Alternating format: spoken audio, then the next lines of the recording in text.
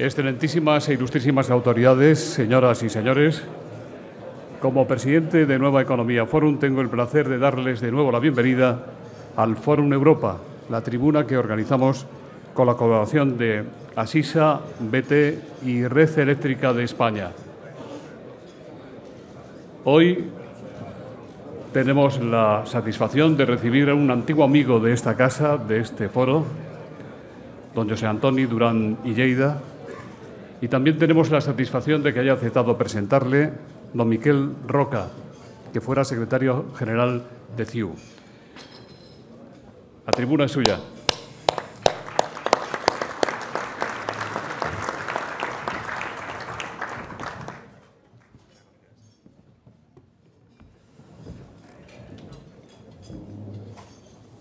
Excelentísimo señor ministro, vicepresidenta, ministros, amigos todos. ¿Qué hace un tío como yo en un acto como este? Les habla el pasado, o sea, yo digo que soy arqueología pura y desde esta perspectiva me atrevo a presentar a un buen amigo que representa precisamente el presente y el futuro de una acción a la que he dedicado una parte muy importante de mi vida y con la que me siento comprometido. Tenemos un momento muy complicado y los momentos complicados requieren de una gran capacidad de diálogo, de pacto, de coraje y gran capacidad para coherentemente defender las propias ideas sin tener miedo de lo que esto represente, pero a la vez buscando los puentes, buscando la capacidad de definir escenarios de coincidencia. El otro día un amigo me decía, es verdad que hay que tender puentes, el problema está en saber si hay orillas. Porque todo esto está un poco movedizo, está realmente poco sólido. Y en este sentido es lo que creo que me puedo permitir defender ante ustedes, y es de que, ya sé que han venido para esto, pero lo voy a insistir, escuchen a Durán.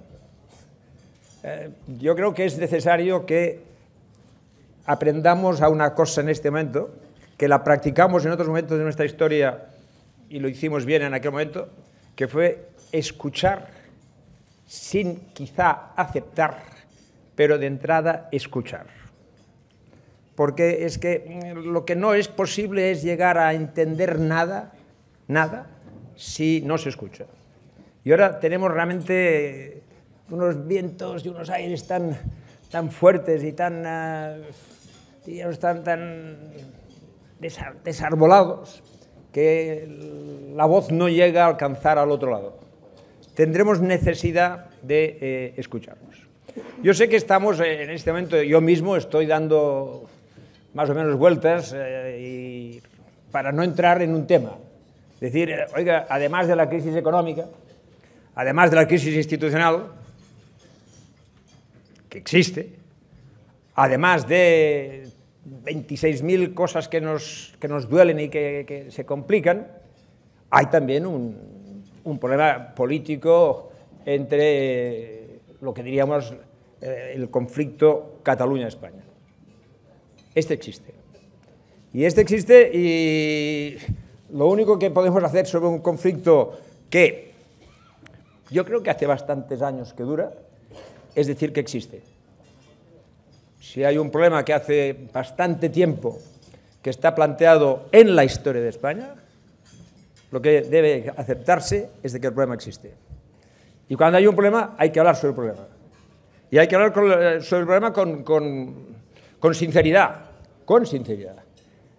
Yo creo que en este sentido Durán tiene detrás una larga actuación de coherencia en defensa de lo que plantea en este momento y que será bueno que le escuchen. Miren, me permiten una referencia personal, ya a mi edad me puedo permitir estas cositas, ¿no? Es decir, el partido de Josep Antoni Duran Lleida, uno de sus fundadores fue mi padre. Y lo fundó juntamente con otros, lo sufrió y por fidelidad a aquella causa sufrió exilio, donde tuve, no sé si el honor o la circunstancia de nacer, no sé, pero allí nací. Él sufrió la guerra y él me decía un día: mira, yo formo parte de aquella gente que el día en que se declaró la guerra ya la habían perdido. Porque en la guerra toda la gente que quiere diálogo, pacto, acuerdo y progreso la pierden de entrada. Nosotros no podemos instalarnos en la confrontación pura y simplemente sistemática. Hemos de buscar acuerdos. Me dirán que la transición fue más sencilla, dicen algunos, no sé por qué. No sé por qué. La verdad es que no entiendo por qué. Y además, la única cosa que ahora me da satisfacción, si tengo ocasión de decir algunas palabras, es cuando se habla de la transición, que ahora no está de moda. O sea, ahora no está de moda. Y sobre todo, los que hablan tan mal de la transición, normalmente, bueno, son los responsables del caos. Son los responsables del caos. O sea, y entonces dicen, no, la transición fue muy acobardada, fue una cosa tal, cedimos mucho. Bueno, qué barbaridades dicen, es decir, ¿dónde estaban? Es que yo no les veía, o sea, no estaban en ninguna parte. Ahora todos ahí dicen, bueno, no, aquello fue fantástico. Fue fantástico. Y fue un acto de coraje de mucha gente que aprendió a pactar desde la fortaleza de su propio proyecto, sabiendo que en el pacto iban a renunciar a aspectos puntuales, pero que se fortalecía el proyecto global. Y esto es lo que funcionó. Y yo creo que ahora hemos de recuperar aquellos valores. Lo digo siempre, recuperen los valores, no las personas, pero que los valores recupérenlos. Y yo creo que esto es lo que es necesario. Y en este sentido, lo que Duran hoy les pueda explicar forma parte seguramente, Duran, no te enfadis, no dirá cosas muy nuevas, porque es que la gracia de Duran es que es previsible. Y ahora ser previsible es tan difícil en el panorama político español que tiene mérito que lo puedas seguir siendo. Ser previsible. Porque lo que en este momento nos domina es evidentemente lo imprevisible, bueno, debe ser muy espontáneo, debe tener el valor de lo espontáneo, pero en todo caso es el valor de algo que no resuelve los problemas. Formo parte de esta generación de un pasado, pero lo que les quiero decir es que no podemos aportar, yo no puedo aportar nada más que el testimonio de lo que hicimos y el compromiso de ser fieles a este trayecto. Lo queremos seguir siendo. Yo estoy convencido de que aquí hay viejos amigos que queremos seguir estando comprometidos con esto, pero no podremos decir otra cosa. Es decir, todos los que están aquí, los que están fuera de aquí, los que están en otras partes, hay que hablar, hay que dialogar, hay que hacer un esfuerzo por entender las posiciones, hay que valorar el pacto. No hay democracia sin pacto, no hay libertad sin pacto, no hay progreso sin pacto.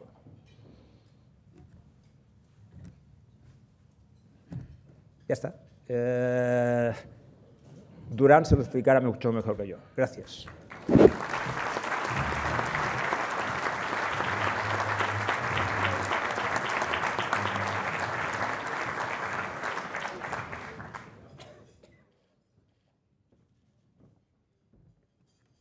Muy buenos días. Decía Miquel Roca que una de las condiciones de la transición era escuchar y escuchar. Yo escuchar seguro que les voy a poder escuchar, no sé si voy a poder hablar, al menos en el tono que desearía. Catarro profundo, no sé si va a permitírmelo, pero haré todo lo que pueda. señora vicepresidenta del Gobierno, presidente del Tribunal Constitucional, señor ministro, secretarios de Estado, compañeros, diputados, senadores, bienvenidos, benvinguts, ongi torri. Agradecer primero las palabras de presentación de Miquel Roca, ¿no? El gesto en sí mismo de quererme presentar al margen del contenido que ya sabemos quienes le conocemos y de años que siempre es del tono que acaba de serlo y por tanto es un lujo y un honor para mí contar con Miquel Roca como presentador de esta conferencia, de esta charla. Él habló de crisis y yo soy consciente que la palabra crisis suscita reacciones y es percibida como algo negativo. Pero, sin embargo, he dicho en tantas ocasiones, y no solo yo, que crisis es oportunidad. Por tanto, voy a intentar, a lo largo de mi exposición, hablarles de una triple crisis que, a mi juicio, es la que está hoy inmersa España, la económica y social de un lado, la político-institucional, en segundo lugar, y la territorial, y en este caso concreto también, como hacía Miquel Roca en sus palabras de presentación, hacer hincapié en el tema de la cuestión catalana.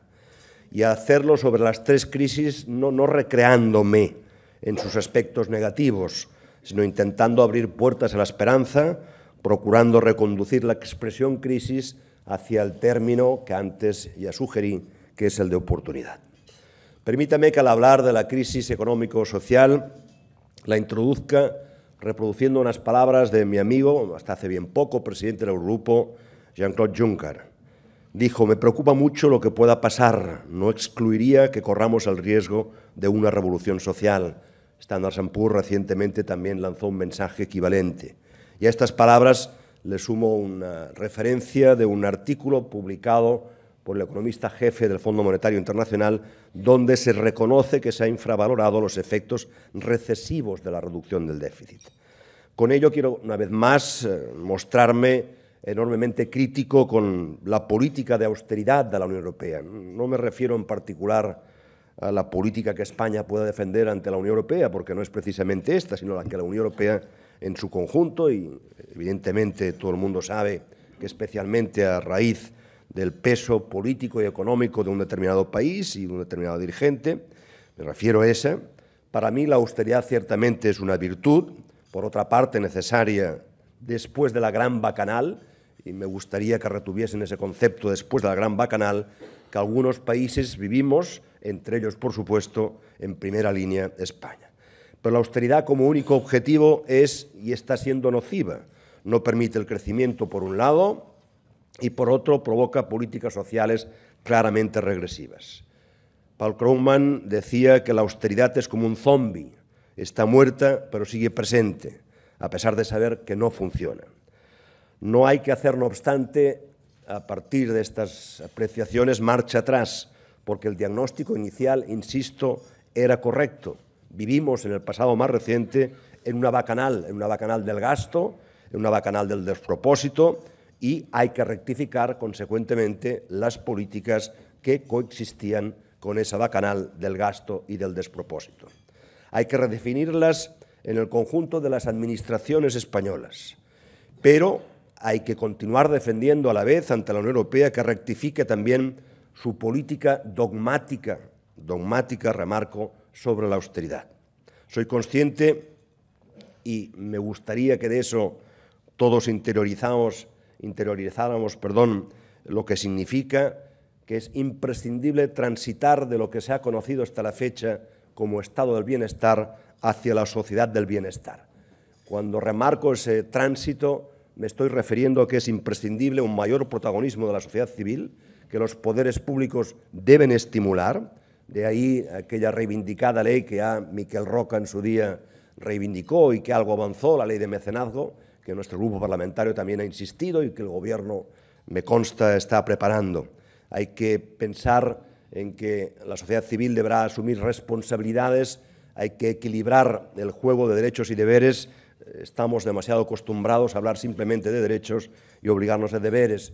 Hay también, en el contexto de esta sociedad del bienestar, situar la familia, la gran olvidada de la política española en general, como garante y motor de esa sociedad del bienestar social. Hoy Hay personas, nietos, hijos, que viven, es una realidad, gracias a las pensiones o los ahorros de los mayores, de esas personas. La familia, por tanto, aparece en esa sociedad del bienestar clave. El estado del bienestar, tal como estaba diseñado, no tiene futuro a mi juicio. Pero una cosa es aceptar esa realidad y otra es pulverizar el bienestar y dejar a las clases medias, que es lo que ocurre en la actualidad, y a las más desprotegidas en una situación de clara vulnerabilidad. Mientras los países en desarrollo disminuyen la pobreza, en los países desarrollados esta se incrementa y España es uno de ellos. La política de la Unión Europea, por tanto, debe relajar aquello que pretendemos desde Cataluña, desde el Gobierno de España, debe relajar el objetivo del déficit y el Estado, a su vez, relajar el déficit, el objetivo, a las respectivas comunidades autónomas. La política, y en los últimos tiempos hemos tenido un caso muy concreto de la Unión Europea, llega a tener efectos realmente que no puedo calificarlos de otra manera que inmorales. Es cierto que a nivel español alguna cosa o varias cosas están cambiando en positivo, sobre todo en la percepción que se tiene en el exterior de España.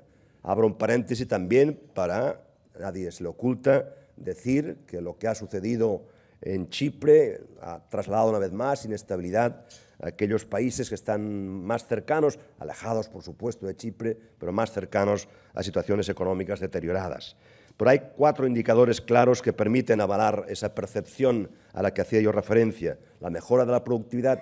España ciertamente ha mejorado su productividad. El incremento de la internacionalización, la contención del déficit, a pesar de que aquí debo añadir a coste de grandes sacrificios sociales, y la reforma laboral. Sé que existe la tentación, y de hecho legítimamente la oposición, nosotros somos oposición, pero en el caso de reforma laboral la suscribimos, existe la tendencia a decir que lo único que hace la reforma laboral es abrir la puerta del paro.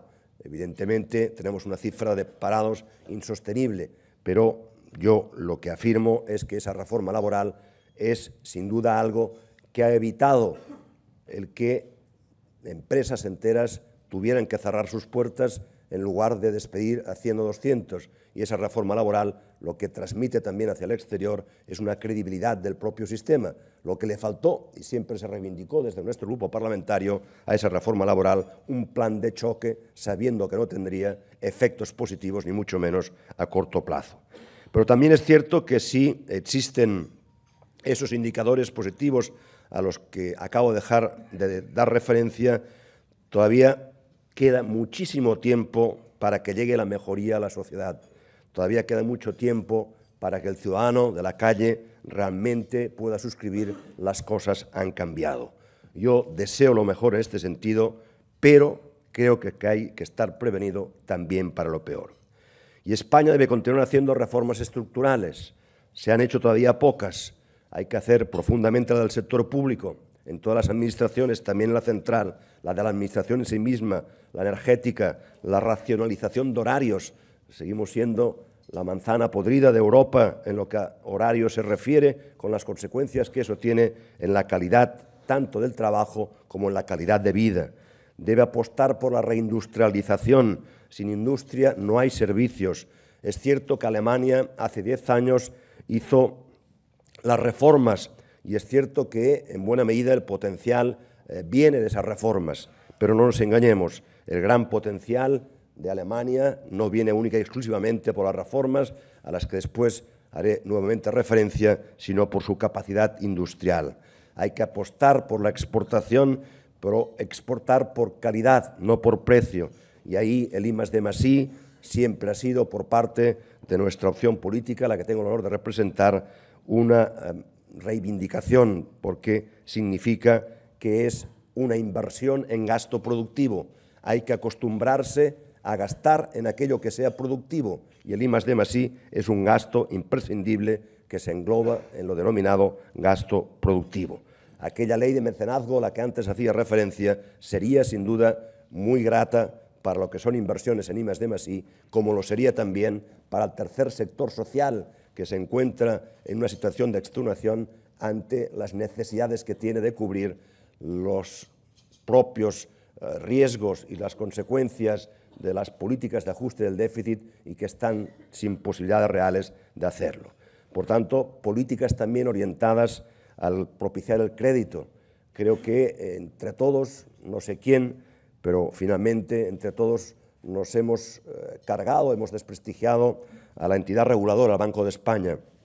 Esta debe retomar su pulso y esta debe ser consciente que las entidades financieras españolas son, sin ninguna duda, las que más presión tienen de todo el contexto de la Unión Europea y las que, a su vez, por tanto, menos posibilidades tienen de dejar crédito. Yo solo quisiera tener el trato de las cajas de ahorro alemanas para que realmente pudiera de una vez por todas fluir el crédito. Sin crédito no hay oxígeno, no hay financiación para nuestras empresas y sin pymes, empresas, autónomos, sin apoyo a la economía productiva no hay creación de empleo y no vamos a poder combatir esa extraordinaria y dramática cifra del paro que hoy tiene España en su conjunto.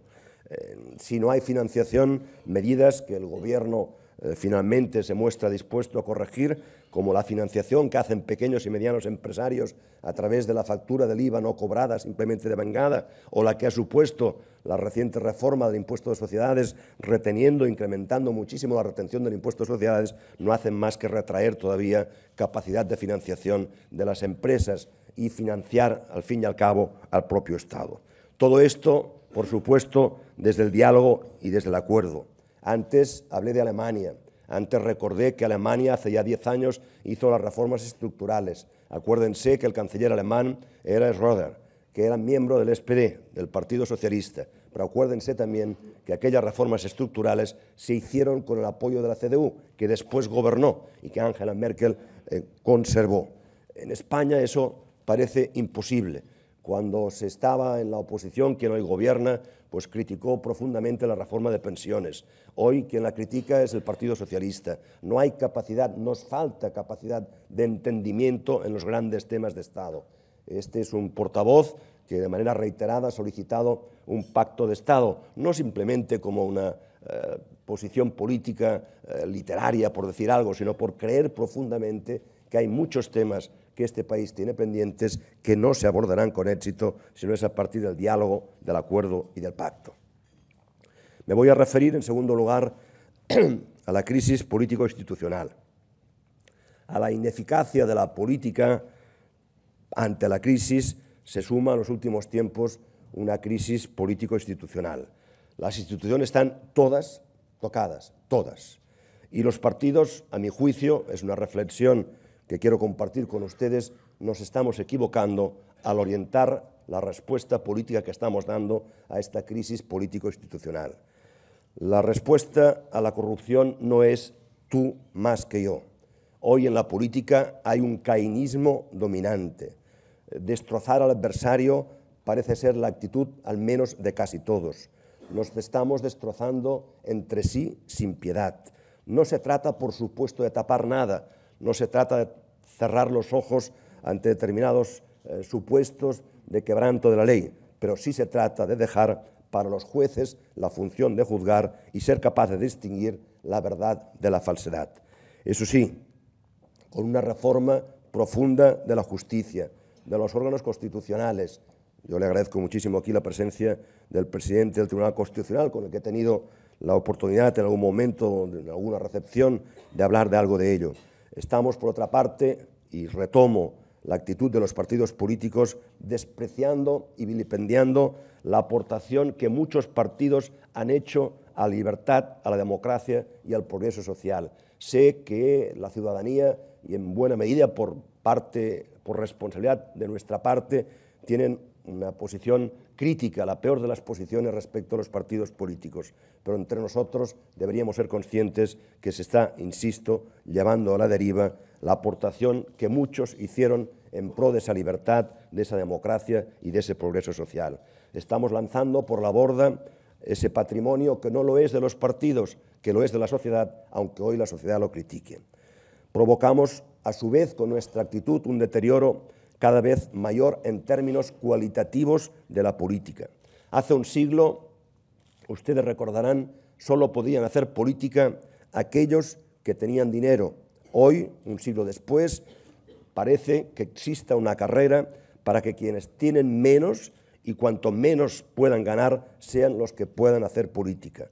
Nos creemos que publicando la declaración del IRPF o de patrimonio antes que el adversario ganamos confianza por parte de los ciudadanos. Creo, sinceramente, que nos equivocamos. Estamos expulsando gente de calidad del sistema político de la política. Si yo tuviera 100.000 euros cobrados de una comisión o cualquier otra cantidad, ustedes entenderán que no aparecería en mi declaración de renta de personas físicas. Aquí lo que se trata es de entender que la política es un acto noble de servicio, que siempre habrá quienes no se correspondan con ese objetivo noble de la política. Se trata, por tanto, de apartar a aquellos que puedan ser la excepción y confirmar que la regla es necesaria e imprescindible para la sociedad. Hay, como decía, un auténtico cainismo político y este no resuelve la crisis. Este lo único que hace es dar alas al populismo. La imperfección de la democracia no se corrige si no es a través de más democracia, no a través de populismos. Eso puede ser rentable para algunos a corto plazo, pero letal a medio, incluso a corto y, por supuesto, a largo plazo para la sociedad. Miren otros países, miren lo que ha sucedido en ellos y tendrán, sin duda, una muestra de lo que puede suceder en nuestro entorno. En esta crisis y frente a esta, también diálogo, acuerdos y pactos. Cada día se discute sobre si un imputado debe o no debe, por ejemplo, ceder sus obligaciones. Seamos capaces, todas las fuerzas políticas, de sentarnos, reitero, no para tapar nada, sino para ponernos de acuerdo en una serie de ámbitos que mejoren y perfeccionen el sistema democrático, que obliguen a los partidos a incorporar en sus estatutos esas medidas, pero eso se va a conseguir mediante el diálogo, acuerdo y pacto. Acabo haciendo referencia, como ya dije, a la crisis territorial. Me voy a referir a la relación de Cataluña con el conjunto de España. No creo, advierto, que la crisis territorial empiece ni acabe en el contencioso Cataluña-España. Hay más cosas a repensar, pero voy a limitarme a hablar de la cuestión catalana. Y hacerlo recordando algo que de entrada, a mi juicio, es indiscutible y que en esta sala tengo testigos de ambas partes que pueden confirmarlo. La vocación más intensa de Cataluña, ha sido siempre regenerar España y no la creación de un Estado propio, desde aquel escolta España, escucha España de Joan Maragall, pero España no contesta. Y en esta vocación hispanista siempre hemos encontrado una pared, y ahora esa pared se ha convertido en un muro. Guste o no guste, se esté o no de acuerdo, sea positivo o no, en Cataluña ha habido y hay un incremento notable del rechazo a esa tradicional escolta España. Ahora son muchos los que dicen adeu España, y ustedes podrán pensar o podrán decir que se vayan, pero saben que no lo desean, que no sería bueno para España, como ustedes dirán o podrán decir que si Cataluña se va no sería bueno para Cataluña. No lo digo yo, a efectos de titulares mediáticos. Atención, digo que ustedes, algunos de ustedes, podrían pensarlo o podrían decirlo. Mi opinión, en cualquier caso, me la reservo. Tenemos un problema, pues. Ante él podría tenerse la tentación, y esto es lo que más me preocupa, lo remarco, es lo que más me preocupa tener la tentación de pensar que es pura y simplemente un problema catalán. Pueden sentirse muy fuertes desde el Estado, y razones no les falta, como tal Estado, y pensar que nuestra causa no tiene salida. Eso es, a mi juicio, un grave error. La cuestión catalana, evidentemente, es un problema para Cataluña, pero también para España. Ayer comparecía el alto comisionado de la marca España en la Comisión de Exteriores, señor ministro, y nos explicaba, aunque nuestro grupo rebatió con datos esa apreciación, que puede entenderse de la manera que hoy voy a enfocarla yo, nos decía que cuando él habla con inversores exteriores, le preguntan o le pone encima de la mesa dos cuestiones: la situación económica en general de España y Cataluña. Por tanto, es cierto que el tema de Cataluña es un problema de Cataluña, pero es cierto que lo es también para el conjunto de España. Hay un mensaje cierto, y es que pensar que la cuestión no afecta a España es ignorar que solo afecta a Cataluña, que no afecta por tanto a España, ignorar que en un mundo global cualquier instabilidad es castigada. Pueden considerar que es un problema de Cataluña y que allá nosotros, pero España no puede vivir al margen de una realidad que haga que la mayoría de fuerzas políticas hayan y expresen una actitud y que sea esa actitud la que se expresa en un territorio que constituye el PIB más alto del conjunto español. Es, por tanto, un problema de todos. Podemos hacer y tenemos que hacer muchas cosas juntas, pero no con la estructura política actual. El Gobierno central, a mi juicio, debe tener iniciativa, debe dar respuestas, poner propuestas encima de la mesa. Un amigo me decía que no habría aquello que en una ocasión yo evoqué en un debate parlamentario, no habría choque de trenes, porque decía hay un solo tren, que es el Estado. Cataluña es demasiado pequeña, tiene pocos instrumentos para considerarse tren, no habrá choques de trenes, decía él, pero añadía, pero en cualquier caso ese tren va a descarrilar y todo el convoy quedará averiado. Por tanto, reitero, no es un problema solo de Cataluña, es un problema del conjunto de España y quien no lo entienda así se está equivocando gravemente. Se necesita diálogo sin reservas, se necesita reconocer al otro su legitimidad, se necesita no quedarnos en la epidermis del conflicto, hay que profundizar en el epicentro del conflicto.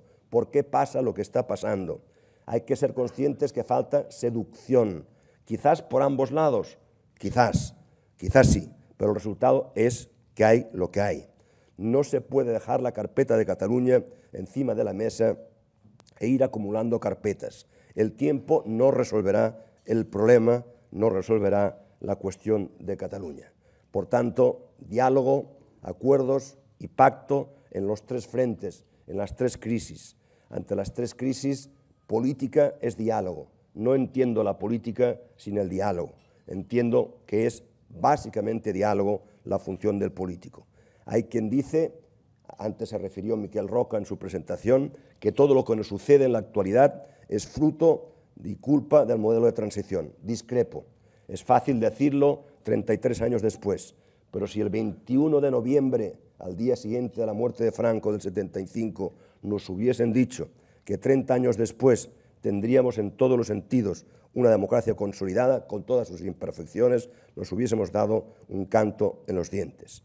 El problema de hoy es que aquel espíritu no existe. Ese sí es el problema y es lo que hay que renovar y recuperar. Aquel diálogo que pasa por reconocer al otro, para continuar transitando hacia un sistema más justo, más democrático, más participativo, más plural, que reconozca la pluralidad nacional, que reconozca la pluralidad lingüística cultural, que reconozca una reivindicación como la que se hace desde la perspectiva nacional catalana. Hoy tenemos dificultades muy serias. Hacía referencia a ellas también en sus primeras palabras Miquel Roca, desde la corona, pasando por el gobierno, la oposición, los partidos, la justicia, la demanda catalana, la cuestión catalana. Si no lo reconocemos, nos estamos engañando a nosotros mismos. Y si no lo reconocemos, no estamos en condiciones de solucionarlos. De todos nosotros depende, de la actitud de muchos de los que estamos aquí, porque esta no es una cuestión que competa pura y simplemente a los políticos, fundamentalmente a los políticos, pero no solamente a los políticos. Es el conjunto de la sociedad, Cataluña, de España, quien debe implicarse para dar una solución mediante el diálogo a estos tres frentes que hoy sin duda afectan gravemente a España como tal y al conjunto de su sociedad. Muchas gracias por su atención.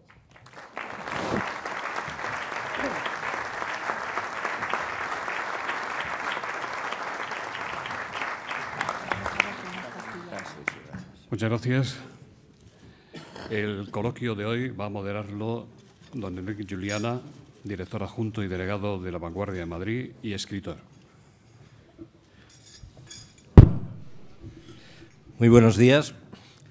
Hay varias preguntas acumuladas encima de la mesa. Sin embargo, yo también tenía una pregunta apuntada y preferiría formularla ahora antes de entrar en las otras cuestiones, sobre todo para que en aquel momento no pudiese parecer un poco extemporánea.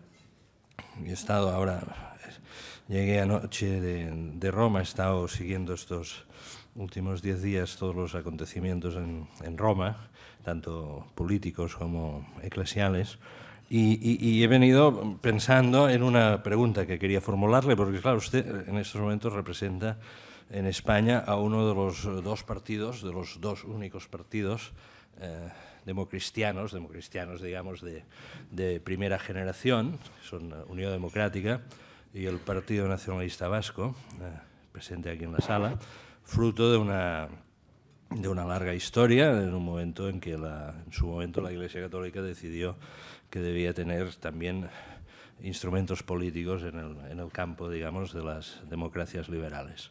De esto hace ya mucho tiempo. Yo quisiera preguntarle exactamente cuál es su opinión del nuevo Papa. Bueno, yo creo que va a ser un gran Papa. Creo que va a ser un gran Papa. No le conozco personalmente.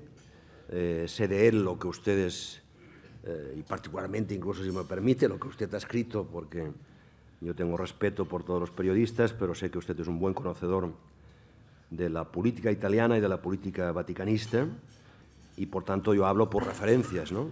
Pero tengo la convicción de que va a ser un gran Papa, un Papa sencillo. Creo que es bueno que ya lo hizo el anterior Santo Padre, de hecho el portavoz del Vaticano, como usted conoce bien, es jesuita. Creo que es bueno que se reincorpore a los jesuitas, y en este caso al más alto nivel. Creo también que es bueno que el Papa sea de un continente que no sea el europeo. El hecho de que sea un Papa latinoamericano es alguien que puede entender de manera más próxima las desigualdades que existen en el seno de esta sociedad, y creo que es un Papa que va a permitir la apertura, sin renunciar, por supuesto, a los planteamientos y principios de la Iglesia, pero es un Papa que va a permitir la apertura de esta tan vieja institución como es la Iglesia Católica a los retos que tiene la actualidad. A mí hay gestos del Papa que me impresionan, ¿no?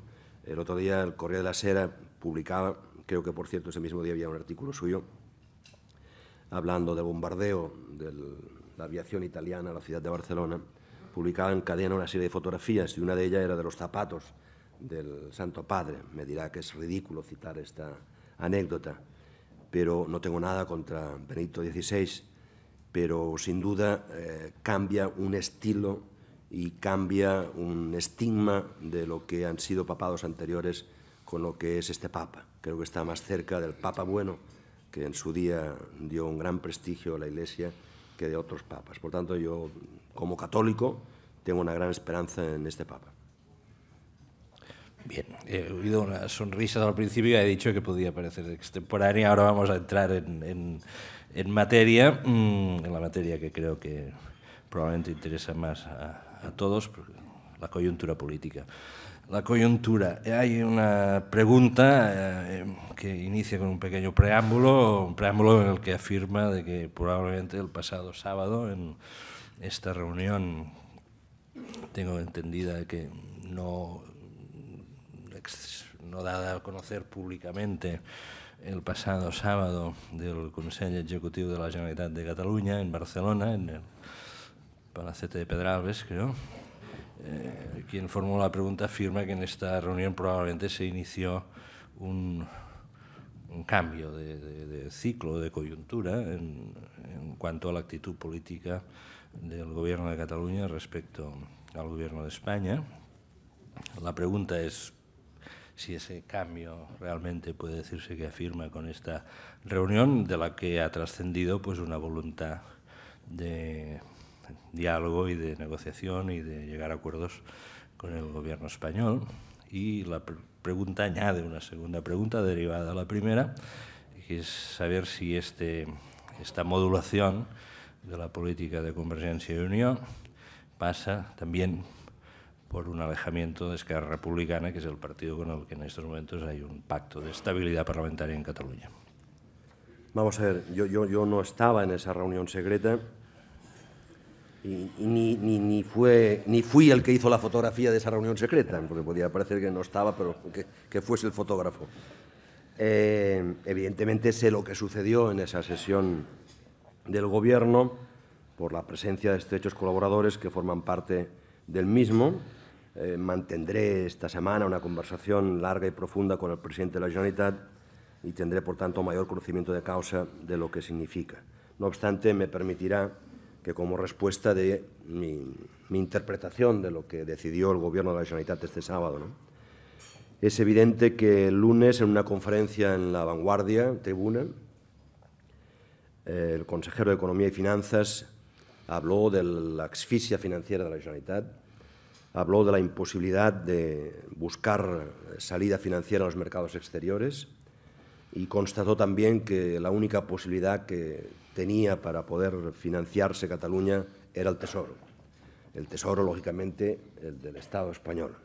Por tanto, se impone con sentido común que si quien puede ayudar a salir de esta asfixia financiera, que evidentemente y reiteradamente hemos señalado las causas de la misma, a la que no es ajena a nuestro juicio el Gobierno anterior ni el actual, me refiero en este caso al Gobierno central, es evidente que si el único que puede ayudarte es el Estado, no tiene sentido que no intentes mantener el diálogo más fluido posible y en todos los frentes con el Gobierno de España, con el Gobierno del Estado, con el Gobierno central. Por tanto, hay una clarísima voluntad de orientar la acción política de los miembros del Gobierno y de quienes, como yo, tenemos el honor de presidir la Comisión Bilateral hacia el diálogo con el Gobierno central. Faltará saber cuál es la predisposición por la otra parte. Yo leo con satisfacción algunas referencias recientes del ministro de Economía respecto a la posibilidad de relajamiento del déficit de las comunidades autónomas, que sería un paso necesario, aunque no suficiente, en esa dirección. Eso conlleva abandonar el compromiso político de realizar una consulta. Yo creo sinceramente que no. Antes, en mi intervención, hablé de diálogo, de pactos. Yo creo que tenemos que ser capaces de, mediante el diálogo, buscar la viabilización de esa consulta. La consulta, nadie ha dicho nunca nada respecto sobre lo que se va a hacer, cuál va a ser la pregunta. La consulta, el compromiso es hacerla el 2014 y, si las circunstancias económicas, sociales o políticas lo requieren, aplazarla. Y, en cualquier caso, hacerla desde el amparo de la legalidad. Reitero, hacer la consulta siempre bajo el marco de la ley y, en segundo lugar, hacer la consulta buscando las mayorías políticas más amplias posibles. Ese compromiso de hacer la consulta, de hacerlo bajo el marco de la ley y de buscar las mayorías más amplias posibles, continúa siendo también formando parte de la hoja de ruta de Convergència i Unió. Vamos a ver si del diálogo, por nuestra parte, la disposición está clara, si hay correspondencia a este diálogo y a esta voluntad por parte del Gobierno del Estado y, si hay correspondencia, si se puede llegar más allá. Que Convergència i Unió quiera despegarse de Esquerra, más bien me da la impresión que Esquerra se va a ir despegando de Convergència i Unió. Yo tengo que ser fiel a Esquerra Republicana, leal, hizo un pacto con nosotros, fue la única fuerza política con la que podíamos pactar, y al margen de la opinión que en el pasado haya podido vertir sobre Esquerra Republicana, mientras uno pacta con alguien tiene que ser leal a la parte pactante, en este caso Esquerra Republicana. Pero es evidente que ha habido signos públicos y, a raíz de la reducción del presupuesto en la Corporación Catalana de Medios de Comunicación, Esquerra Republicana se está desmarcando de las directrices o de las decisiones que pueda llegar a tomar el Gobierno de la Generalitat. Por tanto, más bien pienso que pueda ser Esquerra que se desmarque o se despegue de Convergència i Unió que no lo contrario.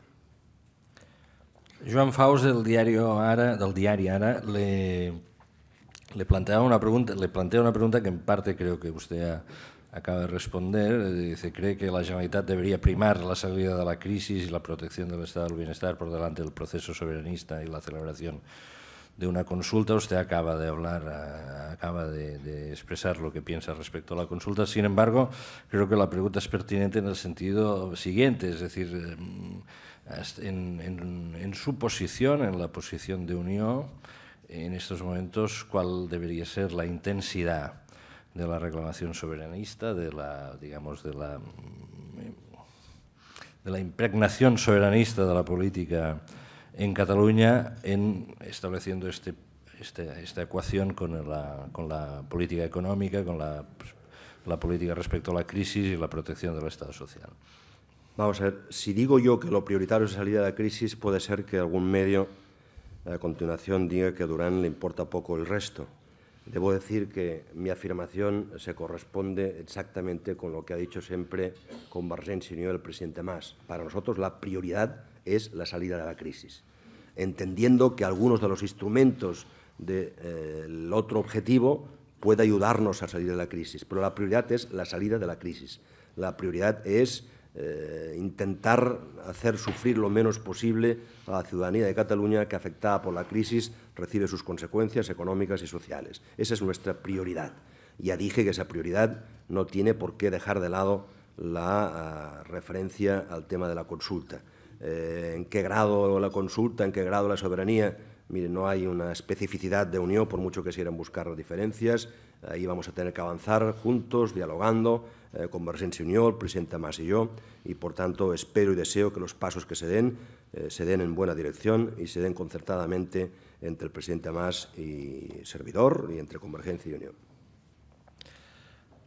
Jordi Armenteras, de RAC1, ha observado la composición, creo, de la mesa central y le plantea la siguiente cuestión.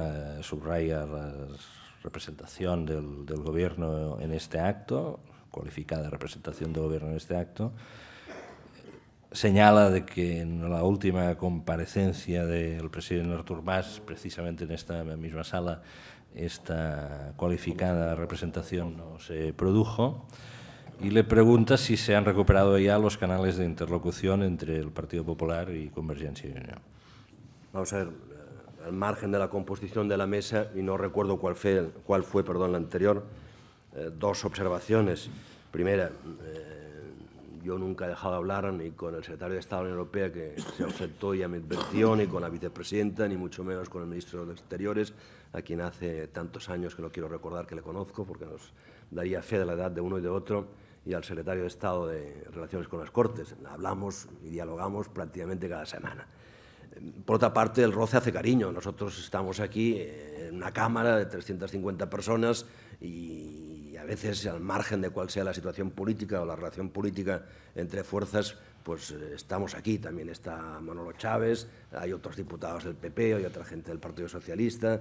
Procuro tener buena relación con todo el mundo, procuro hacer aquello que antes decía Miquel Roca, del diálogo, la actitud de mi vida en la política, y yo creo que es fruto de eso. No hagan otras lecturas políticas. No hay novedades. Es decir, esta semana nos hemos puesto a hablar ya el Gobierno central y la Generalitat, o la señora Soraya de Santamaría como presidenta de la parte española, yo de la parte catalana, de la Comisión Bilateral. No nos hemos sentado ya y nos hemos puesto a hablar de qué manera poder resolver lo que hoy es un conflicto. No, las cosas se hacen como deben hacerse y no se hacen en 24 horas. Si se hicieran en 24 horas, seguramente no se harían bien. Ahora, el tiempo no está para perderlo y, bueno, pues que vengan personas con las que hay que interlocutar, con las que hay que dialogar, con las que hay que pactar, mejor que no estén. Y me alegro que haya gente del PP y me alegro que haya gente del PSOE, por no decir, por supuesto, gente de mis tradicionales amigos y, como alguno de ellos llama, camaradas del Partido Nacionalista Vasco. Alicia González, de Radio, le pregunta lo siguiente. ¿Cree que es suficiente que Oriol Pujol y Javier Martorell hayan delegado o renunciado a sus cargos en el partido, en Convergencia Democrática concretamente, pero continúen con sus cargos públicos como diputado y director de prisiones respectivamente? Antes decía Miquel Roca que lo que iba a decir Durán era previsible. La respuesta a esta pregunta también es previsible. Evidentemente, sí, para mí es suficiente en la medida que ambas personas han considerado que era suficiente. Hay que distinguir que el señor Martorell, que me conste no está imputado, y el caso del señor Oriol Pujol sí, pero yo creo que ha dejado sus cargos políticos, sus actividades, y mantiene el escaño. Esa ha sido su decisión personal. Hay que la ha respetado y la ha amparado su partido, y como que la ha respetado y la ha amparado su partido, yo también lo hago, y así se lo comuniqué desde el primer instante que conocí la noticia personalmente y telefónicamente a Oriol Pujol. En este tema, lo dije en mi intervención, lo que no vale es utilizar esta cuestión para confrontarnos políticamente.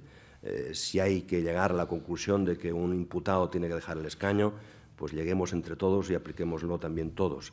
Y mientras tanto, si no la hay, pues hay que dejar margen de confianza a cada persona. Yo recuerdo a Xavier Trias en esta misma sala, creo que recordar que era esta, en cualquier caso en esta misma tribuna, se le hizo una pregunta parecida, no en referencia a nadie en particular, sino en términos generales, y dijo él: si yo tuviera motivos para creer que es injusto que se me impute lucharía hasta el final con los dientes y por tanto no dimitiría. Si en cambio personalmente creo que la imputación tiene razón de ser, entonces dimitiría. Esa es una cuestión, por tanto, que mientras no esté regulada, es muy difícil de regular, pues la actitud personal hay que respetarla y después cada uno, si nos llega el caso, y espero que nunca me llegue, ya decidiremos lo que hay que hacer, ¿no? En relación a la posibilidad de que el Gobierno decida, en base a los acuerdos con Bruselas respecto a las previsiones de déficit para el próximo año, de alguna manera, digamos, revisar o relajar las exigencias de déficit de las comunidades autónomas y ante la posibilidad, creo, apuntada estos últimos días, de que se estableciese unos indicadores de déficit diferenciados para las comunidades autónomas, Carmelo Jordà, de Libertad Digital, le pregunta lo siguiente: ¿por qué algunas comunidades autónomas deben tener más déficit que otras en el marco de esta, digamos, lo que podría ser una designación asimétrica, para entendernos, de las previsiones de déficit? Y añade una segunda pregunta: ¿qué le diría a alguien que le dijese que esa posibilidad es un cambalache a cambio de principios que se vendían hasta hace poco como irrenunciables? Vamos a ver, la primera pregunta: ¿por qué algunas comunidades deben tener más déficit que otras? La respuesta es sencillísima. ¿Por qué algunos estados tienen que tener más déficit que otros? Pues por la misma razón, porque han salido de situaciones muy distintas y, por tanto, el origen es lo que marca el grado de flexibilización del déficit para esos estados. Y, a la vez, una segunda consideración: porque se tiene en cuenta por parte de la Unión Europea respecto a los estados y del Estado respecto a las comunidades autónomas, debería también tenerlo en cuenta, la actitud en cuanto a reformas y esfuerzos que haga la Administración del Estado respecto a Europa o de las comunidades autónomas respecto al Estado. Por tanto, a mí me parece una respuesta de aquellas de cajón. Lo que hace Europa con sus estados es lo que debe hacer España con sus comunidades autónomas. Y, consecuentemente, como que es la respuesta lógica, no tiene sentido, a mi entender, la de interpretar que eso sería a cambio de no sé qué tipo de principios y considerarla como cambalache en términos poco, digamos, positivos. No hay cambalache, hay una política real que quien conozca Europa sabrá y, por tanto, no se sorprenderá de mi respuesta. Sí, Amado Lorenzo le pregunta lo siguiente. Afirma: en una comparecencia anterior usted dijo que la solución a la crisis actual pasaba también por enviar a los políticos durante 6 meses a sus casas. Pregunta: ¿piensa lo mismo usted actualmente? Yo no afirmé tajantemente eso. Yo, en mi última, creo que fue la última intervención en esta casa, de manera irónica, hice referencia a esa cuestión, ¿no? Pero puestos a mandar gente a casa, las calles se quedarían sin gente, por tanto, no simplemente mandaría a algunos políticos, dije algunos por otra parte, sino que mandaría a mucha gente. Pero bueno, el esfuerzo lo hay que hacer, como dije al final de mi intervención, entre todos, entre políticos, sociedad civil, empresarios, trabajadores, medios de comunicación, remarco medios de comunicación, porque a veces el esfuerzo que pueda hacerse desde la política, desde las instituciones, desde la sociedad civil, si no cuenta con una lectura adecuada y con una colaboración que no entrega de los medios de comunicación, los problemas reales, graves que tiene este país, pues no van a ser fáciles de solucionar, ¿no? Por tanto, hoy todo el mundo hace falta, independientemente de que la ironía o de la metáfora de que a alguien le enviaría a esa casa puede seguir siendo realista y vigente. Miguel Ángel o Miguel A. Gallardo le pregunta lo siguiente: ¿por qué todos los políticos se sienten víctimas y ninguno responsable de los casos de espionaje localizados alrededor de la empresa Método 3? ¿Conoce usted alguna evidencia de la relación entre, o supuesta evidencia de la relación entre Método 3 y el Servicio de Inteligencia Español? Si la tuviera, ¿la daría a conocer? Vamos a ver, yo ni me siento de momento víctima y lo que es seguro es que no me siento responsable de ningún tipo de espionaje. Jamás, jamás, jamás. Jamás desde la vida he encargado, ni mi partido ha encargado ningún tipo de informe, ni directa ni indirectamente, a una agencia de detectives o a cualquier otra persona sobre un tercero. Me parece, por otra parte, una práctica desdeñable. Víctima, todavía hasta la fecha no puedo sentirme, no lo sé si algún día podré tener esa condición de víctima, pero no responsable en absoluto.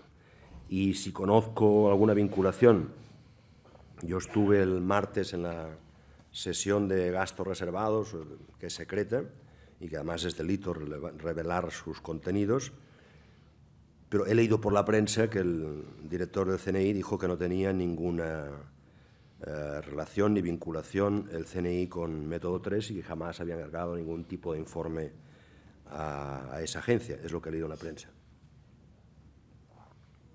Veo que esta comisión es más secreta del cónclave, pero ahí se saben más cosas del cónclave que de la No, a los 5 minutos se sabe todo, ¿no? Pero hay quien informa y hay quien no informa, pero a los 5 minutos se sabe prácticamente todo. Yo llegué al hemiciclo y me preguntaron, ¿estás de acuerdo con la versión de los teletipos? ¿Y qué dicen los teletipos? Y me explicó una periodista que decían los teletipos, y pues no están mal. Ignacio Boqueras, gran promotor del cambio de horarios en España, se refiere a sus palabras al respecto en su primera intervención y le pregunta exactamente qué se está haciendo en términos reales en el ámbito de la política para que ese objetivo, que tiene un consenso nominal bastante amplio, pueda llevarse a cabo. Nada, o muy poco. Intentado se ha intentado. ¿Está Mercè Pigem aquí? No. Ah, no, que está, ya sé dónde está. Nuestro grupo parlamentario, especialmente a través de Mercè Pigem, como él sabe, intenta impulsar parlamentariamente una plataforma para que pueda dar una respuesta a esa demanda que yo comparto de racionalización de horarios y que en cada ocasión que tengo la recuerdo, pero la verdad es que no se hace nada, empezando por los horarios del propio Congreso de los Diputados y sin duda de la Administración Pública en general, ¿no? Por tanto, no, ese es un reto que también implica a todos. Yo creo que no se puede hacer sin el concurso de las administraciones, de los sindicatos, de las empresas. Las televisiones siguen emitiendo a la hora que emiten, la gente se va a dormir muy tarde, al día siguiente se va a trabajar como antes. Por tanto, nada o casi nada. Bueno, ya para concluir, me tomo de nuevo la pequeña libertad de hacerle otra pregunta. Yo, como le he dicho, pues estaba unos días fuera, todos estos aspectos de coyuntura más o menos los tenía en mente, pero me han pillado un poco esta mañana de nuevo.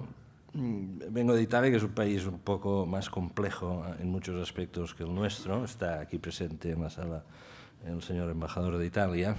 En la política italiana, que es muy dinámica, cuando hay indicios de que alguna cosa va a cambiar, se dice que hay señales de que algo puede cambiar en el marco del traslado de una coyuntura a otra coyuntura. Yo quisiera preguntarle si entre esta reunión que usted ha calificado de secreta del fin de semana pasado en Barcelona del Consell Executiu de la Generalitat, más sus palabras de hoy, más las presencias, insisto, las cualificadas presencias en el acto de hoy, podríamos hablar de señales de algún cierto cambio de coyuntura, no en la política general española, que tiene muchos frentes y muchos ámbitos, pero sí de uno de sus aspectos más delicados en la actualidad, que es la relación política entre Cataluña y España.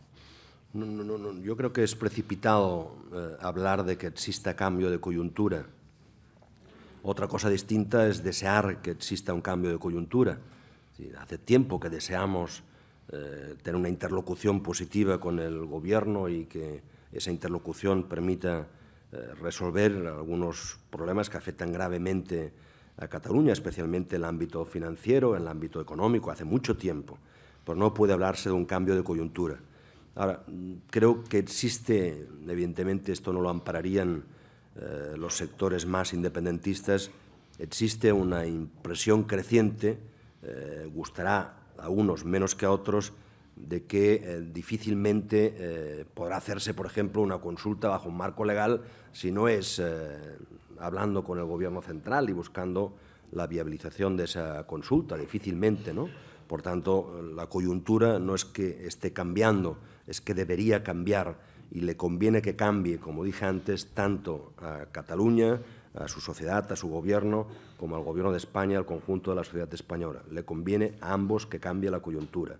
El problema catalán, reitero, no es un problema de Cataluña. Y lo peor, reitero también, que puede hacerse es interpretar desde el Gobierno del Estado que como que tienen todas las de ganar, que como que saben cómo respira la Unión Europea, que como que saben cuál es la letra y el contenido de los textos de la Unión Europea, que como que saben que algunos evocan Kosovo y en Madrid algunos medios de comunicación han dicho, y el Gobierno no ha optado jamás por esa vía, pero saben que Kosovo existe, primero porque tenía un padrino que es Estados Unidos y existe en una situación que yo no desearía jamás que Cataluña fuese al final la Kosovo de turno en el contexto de la península ibérica, y después de un proceso bélico, todos, insisto, entendemos que hay que buscar una solución y que esa solución no depende simplemente de Cataluña, que también el Gobierno debe entender que no le basta simplemente con cruzarse de brazos, no le basta al Gobierno simplemente decir, mire, estos se han metido en un callejón sin salida, estos tienen todas las de perder y a nosotros no nos preocupa. Debería preocuparle al Gobierno de España, porque es algo que afecta a Cataluña y que afecta a España, y que no es bueno que este contencioso no encuentre su solución ni para Cataluña ni para España. Por tanto, es un llamamiento al diálogo al Gobierno, a los partidos catalanes y también al Gobierno español y a los partidos españoles, porque tampoco debe ser una cuestión simplemente del PP. El PSOE también debe implicarse en esa nueva transición que permita consolidar una respuesta a la demanda nacional de Cataluña. Muy bien, pues muchas gracias. Hemos llegado al final del acto. Lo cerrará en nombre de los patrocinadores el señor don Carlos Collantes, director de Red Eléctrica de España. Sí, muchas gracias. No me queda más que agradecer en nombre de Asisa, British Telecom y Red Eléctrica la organización a Nueva Economía Forum y la intervención del señor Duran y Lleida, que no es la primera, como él ha remarcado, ha estado ya en esta plaza toreando en otras ocasiones, y desearle suerte a él y al resto de líderes políticos en línea con lo que apuntaban tanto el señor Roca como el señor Duran y Lleida, de conseguir que ese toro quede en el ruedo político, que no salte la barrera. Y finalmente agradecerles a todos ustedes su presencia. Muchas gracias.